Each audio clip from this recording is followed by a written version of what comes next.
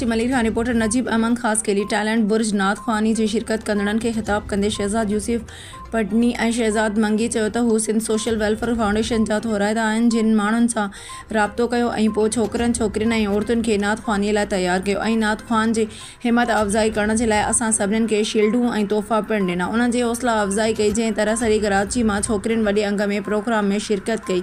उहो संदन मोहब्बत जो इज़हार ऐं इंशाअल्लाह मुस्तक़बिल में भी अहिड़ा प्रोग्राम मुनक़द किया वेंदा। ख़ासि महिमान मेंबर सूबाई असेंबली PS नवेद शाहरुख जमाल पंहिंजे ख़िताब में चयो त मां हिन प्रोग्राम में मलिर खान नॉर्थ कराची पहुची आका सां मोहब्बत जो इज़हार करण ऐं नाथ ख़्वान जी हौसला अफ़ज़ाई करण आयो आहियां। छाकाणि त कराची में मुख़्तलिफ़ क़िस्मनि जा प्रोग्राम थींदा आहिनि पर मां ख़ुशकिस्मत आहियां जो मूंखे हिन प्रोग्राम में दावत ॾिनी वई जेका मुंहिंजे लाइ मोहब्बत खां घटि न आहे। नातूं गॾु करण ऐं अहिड़ो कामयाबु प्रोग्राम करण जे लाइ आउं पाण में मसरूफ़ आहियां। उन मौक़े ते मुख़्तलिफ़ सियासी मज़हबी ऐं मुख़्तलिफ़ शोबनि सां तालुक़ रखंदड़ महिमानी शिरकत कई। तक़रीब में वेस्ट प्रेस क्लब खां मूसा चन्ना, गड्डा प्रेस क्लब खां गुलशहर बारी जो पिणु शिरकत कई।